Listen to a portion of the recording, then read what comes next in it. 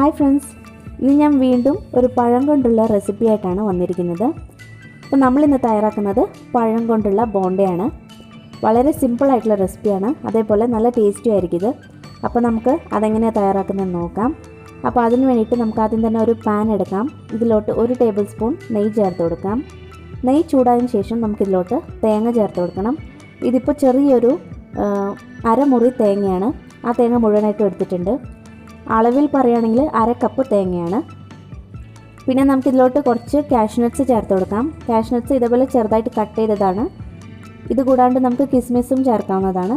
നമുക്ക് ഇഷ്ടമുള്ള ഡ്രൈ ഫ്രൂട്ട്സൊക്കെ ഇതിലേക്ക് ചേർക്കാം. ഇനി ഇത് നന്നായിട്ടൊന്ന് മൂപ്പിച്ചെടുക്കാം. ഈ തേങ്ങയുടെ നിറം ഒന്ന് മാറി വരണം, അതുവരെ നമുക്കിത് മൂപ്പിച്ചെടുക്കണം. ഒരു ലൈറ്റ് ബ്രൗൺ കളർ ആവുന്ന വരെ നമുക്കിത് മൂപ്പിച്ചെടുക്കാം. ഇപ്പോൾ തേങ്ങ ഏകദേശം നന്നായിട്ട് മൂത്ത് വന്നിട്ടുണ്ട്, പക്ഷേ ഇത് ക്യാമറയിൽ കൂടെ ശരിക്കും ഇത് കാണുന്നില്ല.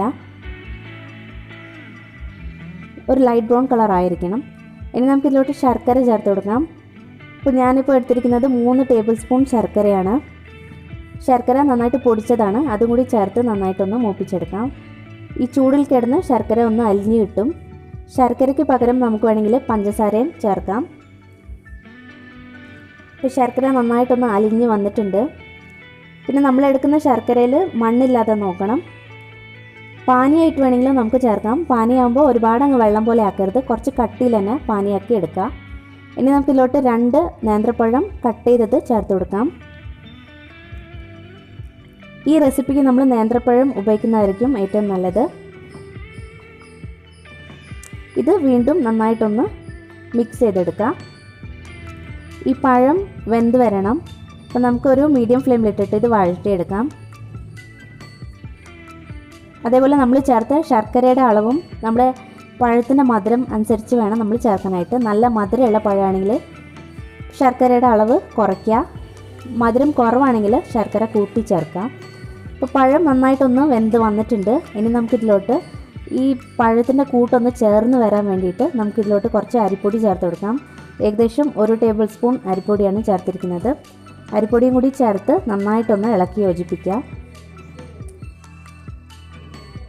ഇത് നമ്മൾ മിക്സ് ചെയ്യുമ്പോൾ തന്നെ നമുക്ക് മനസ്സിലാവും. അരിപ്പൊടി വീണ്ടും വേണമെങ്കിൽ കുറച്ചും കൂടി നമുക്ക് ചേർക്കാവുന്നതാണ്.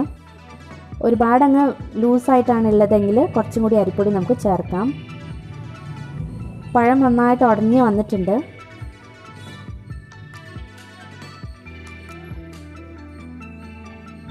ഇനി നമുക്ക് കുറച്ചും കൂടി അരിപ്പൊടി ചേർത്തെടുക്കാം.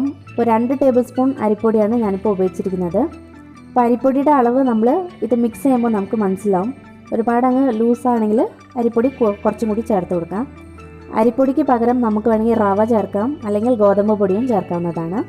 ഇതെല്ലാം കൂടി നന്നായിട്ടൊന്ന് മിക്സ് ചെയ്തെടുക്കുക. ഇതേപോലെ നന്നായിട്ട് ചേർന്ന് വരും. നമുക്കിതിലോട്ട് 1/2 ടീസ്പൂൺ കറുത്ത എള്ള് ചേർത്ത് കൊടുക്കാം. എള്ള് ഏതാണെങ്കിലും കുഴപ്പമില്ല, വെളുത്ത എള്ള് വേണമെങ്കിൽ നമുക്ക് ചേർക്കാവുന്നതാണ്. എള്ളും കൂടി ചേർത്ത് മിക്സ് ചെയ്യുക. എള്ള് ചേർത്തില്ലെങ്കിലും കുഴപ്പമില്ല, പക്ഷേ ഒരു ടേസ്റ്റിന് വേണ്ടിയിട്ടാണ് നമ്മൾ ചേർക്കുന്നത്. ഇതിപ്പോൾ റെഡി ആയിട്ടുണ്ട്. നമുക്ക് സ്റ്റവ് ഓഫ് ആക്കാം. ഇനി ഇതൊരു പ്ലേറ്റിലേക്ക് മാറ്റാം. ഇതൊന്ന് തണുക്കട്ടെ. പ്ലേറ്റിലേക്ക് മാറ്റിയിട്ടുണ്ട്. ഇപ്പോൾ ഒരുപാടങ്ങ് തണുത്തിട്ടൊന്നുമില്ല, കുറച്ചൊരു ചൂടുണ്ട്. ആ ചൂടോടുകൂടി തന്നെ നമുക്ക് ഈ മാവ് കുറേശ്ശെ എടുത്ത് ഇതേപോലെ ബോൾസ് ആക്കി എടുക്കാം. നമുക്ക് എത്ര സൈസിലാണോ ബോണ്ട വേണ്ടത് അതിനനുസരിച്ച് നമുക്ക് ഷേപ്പ് ചെയ്തെടുക്കാം. ഇത് കയ്യിലൊന്നും ഒട്ടിപ്പിടിക്കില്ല. അഥവാ ഒട്ടിപ്പിടിക്കുന്നുണ്ടെങ്കിൽ കുറച്ച് നെയ്യോ എണ്ണയോ കയ്യിൽ തടയതിന് ശേഷം ഇതേപോലെ റോൾ ചെയ്തെടുത്താൽ മതി. ഇത് തണുത്ത് കഴിയുമ്പോഴേക്കും നന്നായിട്ട് ഇതിന് സെറ്റാവും. ഇനി ഈ ബോണ്ട തയ്യാറാക്കാനായിട്ട് നമുക്കൊരു മാവ് തയ്യാറാക്കണം. അപ്പോൾ അതിന് വേണ്ടിയിട്ട് ഒരു ബൗളിലേക്ക് നമുക്ക് 1/2 കപ്പ് ഗോതമ്പ് പൊടി ചേർത്ത് കൊടുക്കാം. ഇനി ഇതിലോട്ട് 1/4 കപ്പ് അരിപ്പൊടി ചേർത്ത് കൊടുക്കാം. അപ്പോൾ ഇതിൻ്റെ അളവ് എന്ന് പറഞ്ഞാൽ നമ്മൾ എത്രയാണോ ഗോതമ്പ് പൊടി എടുക്കുന്നത് അതിൻ്റെ പകുതി അരിപ്പൊടിയും കൂടി ചേർക്കണം. ഗോതമ്പ് പൊടിക്ക് പകരം നമുക്ക് മൈദയും ഉപയോഗിക്കാം. ഇനി നമുക്കിതിലോട്ട് ശർക്കര ചേർത്ത് കൊടുക്കാം. അപ്പോൾ 1/4 കപ്പ് ശർക്കരയാണ് ചേർത്തിരിക്കുന്നത്. ശർക്കര പൊടിച്ചെടുത്ത ശർക്കരയാണ്. ഇതിൽ മണ്ണില്ലാത്ത ശർക്കരയാണ്, അതുകൊണ്ടാണ് ഞാൻ ഇങ്ങനെ ചേർക്കുന്നത്. നിങ്ങളെടുക്കുന്ന ശർക്കരയ്ക്ക് നല്ല മണ്ണൊക്കെ ഉണ്ടെങ്കിൽ ഒന്ന് ചൂടാക്കിയതിന് ശേഷം അതിൻ്റെ പാനി മാത്രം എടുക്കുക. ഇതിലോട്ടൊരു 1/4 ടീസ്പൂൺ കറുത്ത എള്ളും കൂടി ചേർക്കുന്നുണ്ട്. ഒരു നുള്ളു ഉപ്പും കൂടി ചേർത്ത് കൊടുക്കാം. ഇനി വെള്ളം ഒഴിച്ച് ഇത് നന്നായിട്ടൊന്ന് മിക്സ് ചെയ്തെടുക്കാം. ശർക്കര പാനി എടുക്കുമ്പോൾ ഒരുപാട് വെള്ളം പോലെ ആയിപ്പോരുത്, നല്ല കട്ടിയിൽ തന്നെ വേണം പാനി എടുക്കാനായിട്ട്. അപ്പോൾ ഞാനിത് മിക്സ് ചെയ്തെടുത്തിട്ടുണ്ട്. ഒട്ടും കട്ടയില്ലാത്ത വിധം ഇതേപോലെ ആയിരിക്കണം ഇതിൻ്റെ കൺസിസ്റ്റൻസി. ഒരുപാട് ടൈറ്റല്ല, കുറച്ച് ഈ ഒരു കൺസിസ്റ്റൻസിയിലായിരിക്കണം. ഇനി നമുക്ക് ബോണ്ട ഉണ്ടാക്കി തുടങ്ങാം. അപ്പോൾ അതിന് വേണ്ടിയിട്ടുള്ള വെളിച്ചെണ്ണ ഞാനിവിടെ ചൂടാക്കാൻ വെച്ചിട്ടുണ്ട്. ഇത് നമ്മൾ വെളിച്ചെണ്ണയിൽ ഉണ്ടാക്കുന്നതായിരിക്കും കൂടുതലും ടേസ്റ്റ് ആയിട്ടിരിക്കുക. അപ്പോൾ നമ്മുടെ എണ്ണ ചൂടായി തുടങ്ങിയിട്ടുണ്ട്. നമുക്ക് ബോണ്ട ഉണ്ടാക്കി തുടങ്ങാം.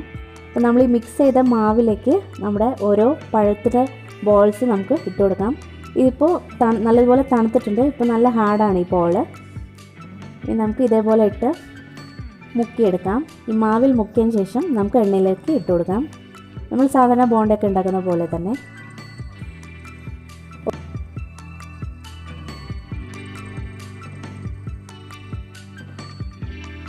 ഇത് മീഡിയം ഫ്ലെയിമിൽ വെച്ചിട്ട് വേണം നമ്മൾ വറുത്തെടുക്കാനായിട്ട്.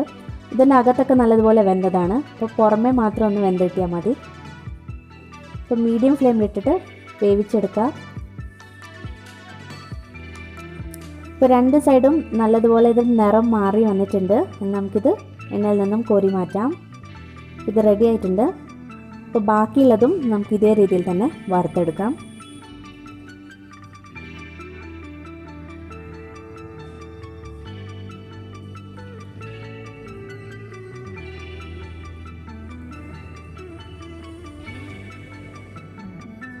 അപ്പോൾ നമ്മുടെ ബോണ്ടയൊക്കെ വറുത്തെടുത്തിട്ടുണ്ട്. ഇതിൻ്റെ പുറമേ നല്ല ക്രിസ്പി ആയിരിക്കും. നമ്മൾ അരിപ്പൊടി ചേർത്ത കാരണം നല്ല ക്രിസ്പി ആയിരിക്കും.